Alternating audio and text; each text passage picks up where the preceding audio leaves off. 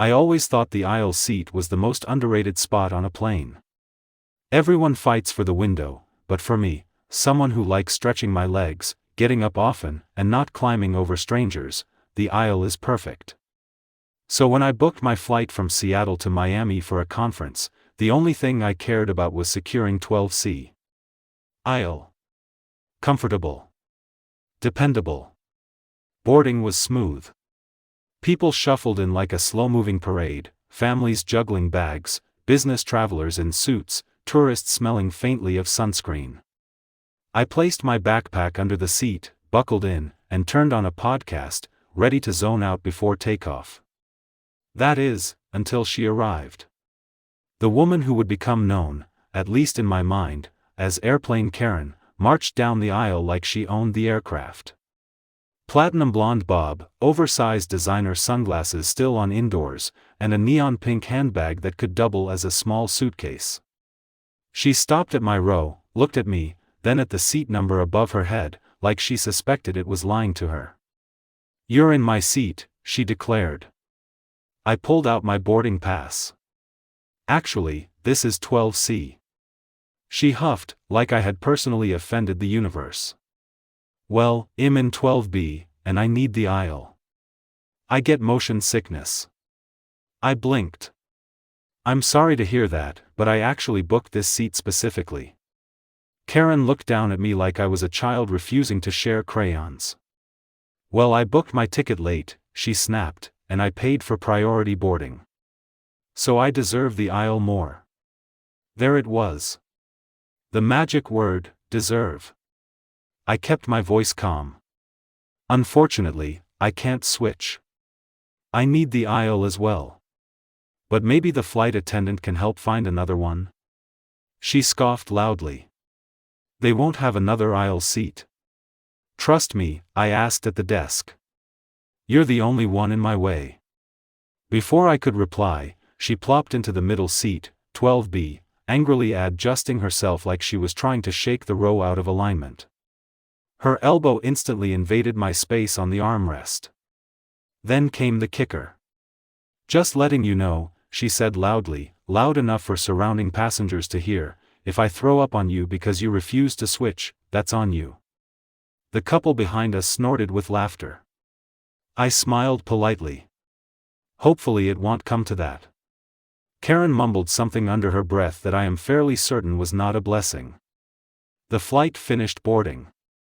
The captain welcomed us. The plane backed out from the gate. Everything seemed fine, awkward, but manageable. Until the flight attendant, a woman named Leah, stopped beside our row and greeted Karen like she recognized her. "Oh. You're back again," Leah said, eyebrow arching. Karen instantly switched tones, like a toddler caught doing something wrong. "Yes, well, I told you I needed the aisle seat, and she jabbed a thumb at me, is refusing to switch. I have a medical condition." Leah looked at me. "Sir, did you request any special seating?" "No, I just booked the aisle because I prefer it." Leah nodded, then turned to Karen with a smile that was polite but professionally exhausted. "Ma'am, we discussed this at the gate. We do not have any more aisle seats available. But I get nauseous in the middle seat." Karen exclaimed dramatically. "You have to fix it." Leah leaned in. "I cannot make passengers give up their assigned seats." Karen crossed her arms. "Fine. But if something happens, it's on him." She pointed at me like she was accusing me of tax fraud. I just shrugged. "I brought headphones," I said softly. Leah tried not to laugh. "Let me know if you need anything," she said, patting my shoulder before moving on.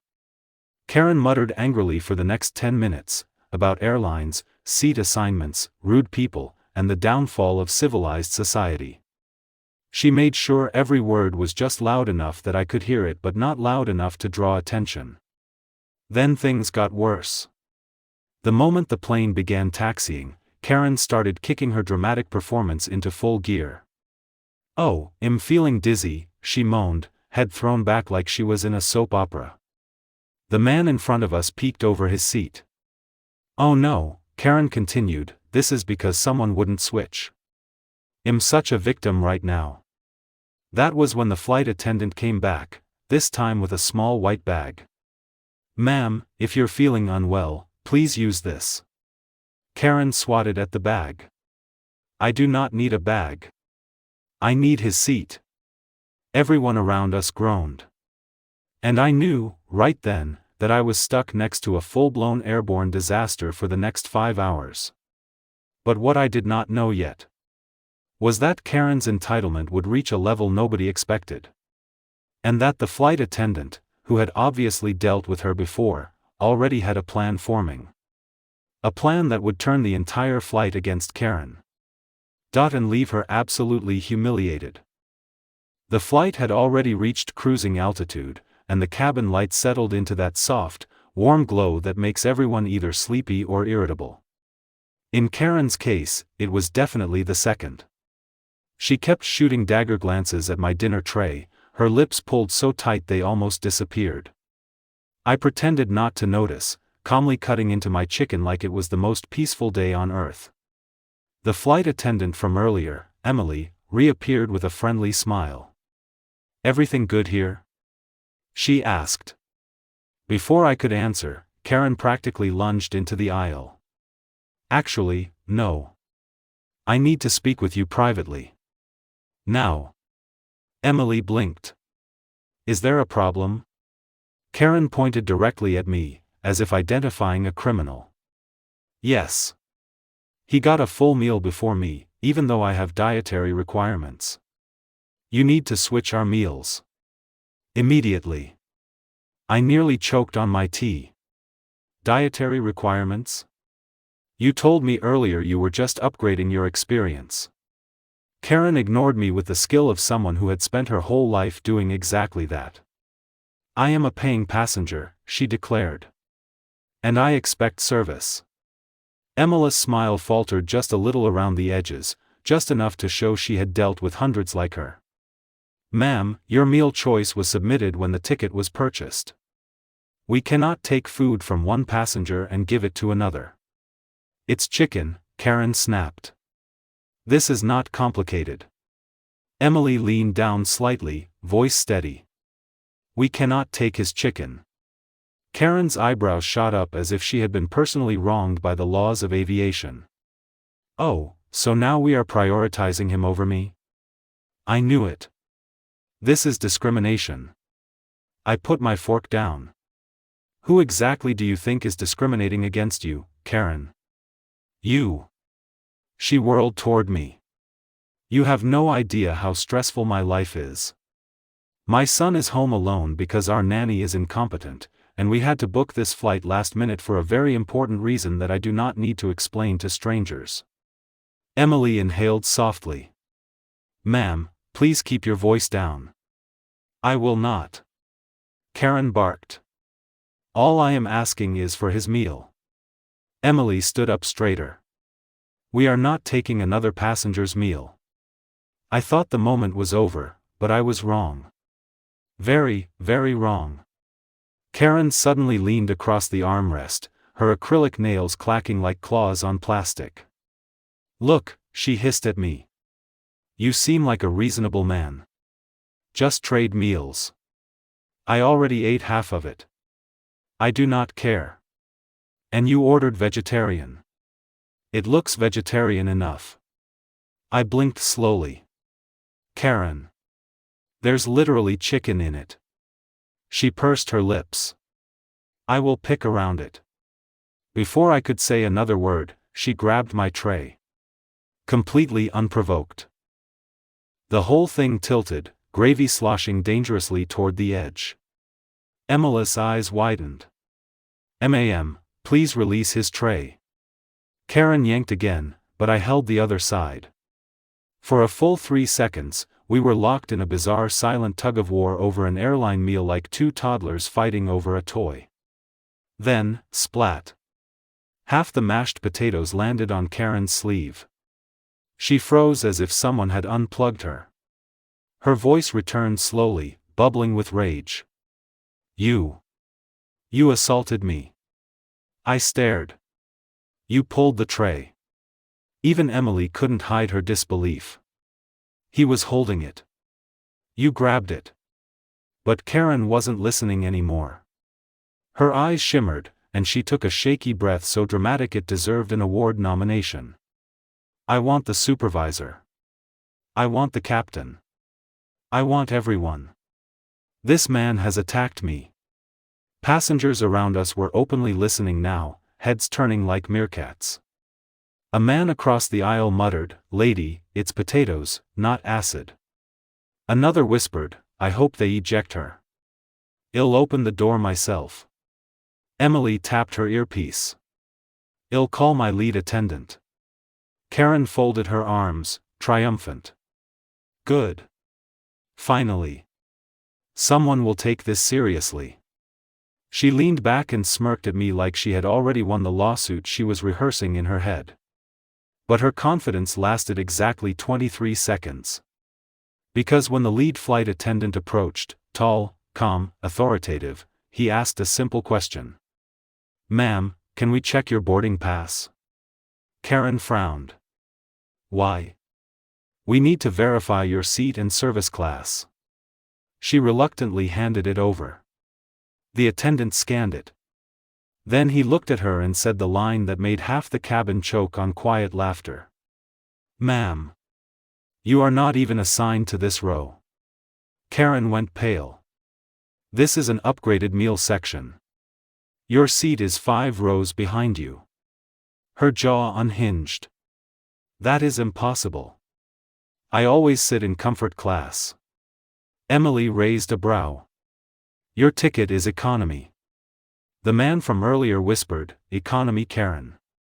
Has a ring to it." I pressed my lips together to avoid laughing. Karen sputtered. Well, it was a mistake." The lead attendant shook his head politely. "Ma'am, we will escort you back to your assigned seat now." Karen's face went red, then purple, then a worrying shade between both. "I am not moving." But 2 attendants stood firmly beside her. When she finally stood up, she looked like she was being marched down the aisle in shame by an invisible spotlight. People openly stared, some smiling, some recording, some hiding their laughter behind tissues. She threw one last look at me over her shoulder. "This is not over." But the way everyone clapped as she was escorted away suggested that, actually, it was. The cabin felt different after the meal incident, a strange mix of quiet embarrassment and simmering tension. People pretended to watch movies or read, but I could feel eyes drifting toward row 14 every few minutes. When someone causes a scene on a plane, the atmosphere never really goes back to normal, it lingers like turbulence you cannot see. Karen, however, acted as if she had been deeply wronged by the universe. She sat upright, arms crossed so tightly her knuckles whitened, tapping her foot against the floor with rapid, irritated thuds. Every few seconds, she huffed dramatically, turning her head toward the aisle as if waiting for someone, anyone, to acknowledge her frustration. Her husband stared forward like a soldier bracing for incoming fire. Even the teenage daughter, still avoiding eye contact with everyone within a 10-row radius, sat frozen, trying, unsuccessfully, to disappear into her hoodie. I returned to my seat, still unsure whether I should laugh or apologize to the universe on Karen's behalf. I took a sip of water, leaned back, and tried to settle in. That lasted maybe 40 seconds. Because the moment the flight attendant passed by with a tray of drinks, Karen shot up like a jack-in-the-box. "You!" she snapped, pointing at the attendant again. "Excuse me. We need to talk about the disrespect earlier." The attendant paused, took a slow breath, and stepped closer with the professionalism of someone who has dealt with far too many airport meltdowns in her career. "Yes, ma'am," she replied calmly. "My meal," Karen said sharply. "I want it brought back. And I want it upgraded. What you did earlier was humiliating. And I don't appreciate how you spoke to me." The attendant kept her voice level. Ma'am, your meal was not taken away. You finished it. I barely ate it. Karen snapped. The rice was dry, the chicken was cold, and you gave him, she jabbed a finger toward me, a better dish. And then you dared to claim I was confused. I was not confused. I know what I reserved. I rubbed my face. Here we go again. The attendant responded, slow and polite but firm. Your reservation shows a standard economy meal. His is a pre-ordered, medically approved meal. It cannot be reassigned or switched. Karen's voice rose. I want your supervisor. A few rows ahead, someone groaned. Another whispered, not again. The attendant nodded once. Very well. I will inform the purser. She walked away. Karen muttered loudly to her husband, this is discrimination. I am being discriminated against. We pay good money for seats on this airline. I will not be degraded like this. Her husband murmured something under his breath that sounded suspiciously like, please stop, but she ignored him. 10 minutes later, the purser approached. An older woman with calm energy, the kind who could probably land the plane herself if needed. She crouched beside Karen's seat. I was told you have a concern, she said gently. Karen sat up even straighter, chin angled high. Yes, I have a concern. I was denied my upgraded meal, spoken to disrespectfully, and this man, she pointed at me again, stole the meal I reserved. I nearly choked. The purser, however, remained composed. Ma'am, we have reviewed your booking. You did not order a special meal. The gentleman did. Well, he should share. Karen snapped. The purser blinked. That is not how meals work, ma'am. Karen glared daggers. I want compensation. For what? The purser asked patiently. For ruining my flight experience. Somewhere behind us, a man snorted. The purser clasped her hands, visibly switching to her, I deal with chaos professionally mode. Ma'am, I can offer you a beverage at no cost. But there was no wrongdoing here.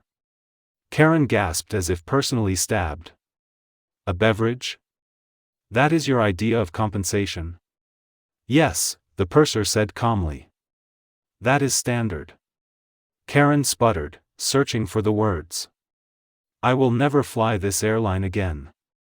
That is your choice, the purser replied, already standing. But the decision stands. Karen let out a loud, dramatic gasp, slapped her palms against the armrests, and declared. This is unbelievable. The purser walked away without turning back. Karen sat fuming, shaking her head repeatedly, muttering nonsense like, incompetence. Disrespect. Lawsuits. Her daughter buried her face in her hands. About 20 minutes later, Karen tried again, this time pressing the call button. And again. And again. The entire row lit up like an emergency signal. Finally the flight attendant returned, expression unreadable. Yes, ma'am? Karen leaned forward. You never apologized. For what, ma'am? For embarrassing me. Karen said with an offended sniff. I deserve an apology. The attendant blinked slowly. Ma'am, I did nothing inappropriate. Karen scoffed. This is how you treat valued passengers. You are free to file a complaint after landing, the attendant replied. Oh, I will, Karen said with a threatening nod. The attendant's polite smile did not budge. I look forward to assisting you with that at the gate. Then she left. Karen froze. Everyone knew what that meant. They were placing a note on her passenger file, the kind that gets special handling at the gate. The kind airline staff share with each other. Even Karen seemed to understand, because she finally, went quiet. The rest of the flight passed in utter, blessed silence. Nobody spoke to her. Nobody looked at her. Even her husband stared fixedly at the seatback screen. But I noticed something. Every time the attendant walked by, Karen shrank into her seat. For the first time since boarding, she looked uneasy. As if she sensed there were consequences she had not expected. And she was right. Because landing was going to be worse. Much worse. The airplane cabin had finally settled after the earlier chaos, but the atmosphere still carried a strange tension, like everyone was waiting for one final plot twist. Karen sat upright in her seat 2 rows ahead of us, shoulders stiff, face red, muttering to herself every few seconds. Every passenger within her radius leaned slightly away, as if her entitlement might be contagious. My meal tray sat in front of me, the one she had tried so aggressively to claim as her own. The upgraded course looked fantastic, and normally I would have enjoyed it quietly while listening to a podcast. But after the spectacle she created earlier, everyone knew who I was and who she was. It made even lifting my fork feel like a public event. The flight attendant from earlier, Mia, walked down the aisle doing her final checks before landing. When she reached me, she gave a small smile. "Everything okay now?" she asked. "Much better. Thank you again," I replied. Mia nodded. "She's on our internal incident list now. There will be a report when we land. Just letting you know." I wasn't surprised. Karen had screamed, insulted passengers, accused the crew of favoritism, and tried to order the flight attendants around like they were her personal staff. If there was ever a person begging for consequences, it was her. But fate wasn't finished with her yet. As we descended toward the runway, Karen abruptly stood up, breaking the rule that everyone knows: stay seated during landing. She began rummaging frantically through an overhead bin that clearly wasn't hers. Mia rushed toward her. "Ma'am, you must sit down right now." Karen snapped, "Do not tell me what to do. I need my purse now. This airline is already on thin ice." The passengers exchanged looks of disbelief. She wasn't just entitled, she was Olympic-level entitled. The airplane jolted slightly as the landing gear deployed, and Karen lost her balance. She grabbed onto the edge of the overhead bin, barely catching herself. A few gasps echoed through the cabin. It could have been a serious fall. "Ma'am, sit down immediately," Mia repeated, this time more sternly. Karen reluctantly plopped back down, mumbling insults toward untrained staff and disrespectful service. The moment her seatbelt clicked, the wheels touched the runway. When the plane came to a stop at the gate, everyone stood up, but Karen was the first to push her way into the aisle. She aggressively shoved past an elderly couple and cut off a young mother holding a baby.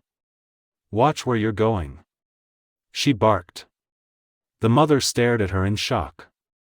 "You pushed me." Karen snapped back, "Well, maybe move faster. Some of us have important connections."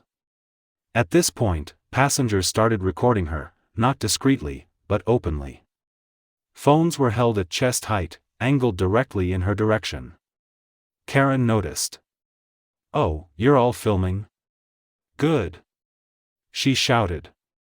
"Everyone should see what a disaster this airline is. I will be suing all of you." Her voice echoed through the cabin. But then something happened that made her freeze. 2 uniformed airport security officers entered the plane, followed by a supervisor wearing a badge that read Flight Compliance Officer. Their expressions were serious, very serious. "Is there a passenger named Karen Thompson on board?" the supervisor asked loudly. The entire cabin turned toward her like a synchronized chorus. Karen blinked, stunned. What? Why are you looking for me?" The supervisor's voice was calm but authoritative. "Ma'am, we received a report about your behavior during this flight. We need to speak with you regarding multiple safety violations." Her mouth opened and closed like a malfunctioning robot. "Safety violations? I did nothing wrong. They threatened me. They mistreated me. Mia stepped forward. She stood during landing, attempted to open someone else's overhead bin, used aggressive language toward passengers, and refused crew instructions. The officers nodded. Karen sputtered, "This is ridiculous. I am a paying customer. I deserve proper treatment. I have rights." "Yes," the supervisor replied, "and so does everyone else on this plane." Passengers quietly applauded. Karen went beet red. "We will discuss this further," the supervisor continued. "Please come with us." Karen looked around, expecting someone, anyone, to defend her. But all she saw were annoyed faces, raised eyebrows, and several phones filming. "Unbelievable!" Karen shouted. "I will have all of your jobs." The officers escorted her off the plane. Her yelling faded down the jet bridge until it disappeared entirely. The cabin burst into soft, relieved laughter. Mia turned to me. "Thank you for your patience. People like her. They make the job interesting." "I think interesting is one word for it," I replied. As I stepped off the plane, passengers exchanged looks like soldiers returning from the same battle. The elderly couple she shoved earlier gave me a grateful nod. The young mother whispered, "Thank you for helping keep things calm." Outside the gate, I heard Karen again, this time arguing with security. It sounded like she was losing badly. I kept walking, smiling slightly. I did not need to see what happened next. I already knew. Some people learn their lesson the easy way. Karen chose the opposite.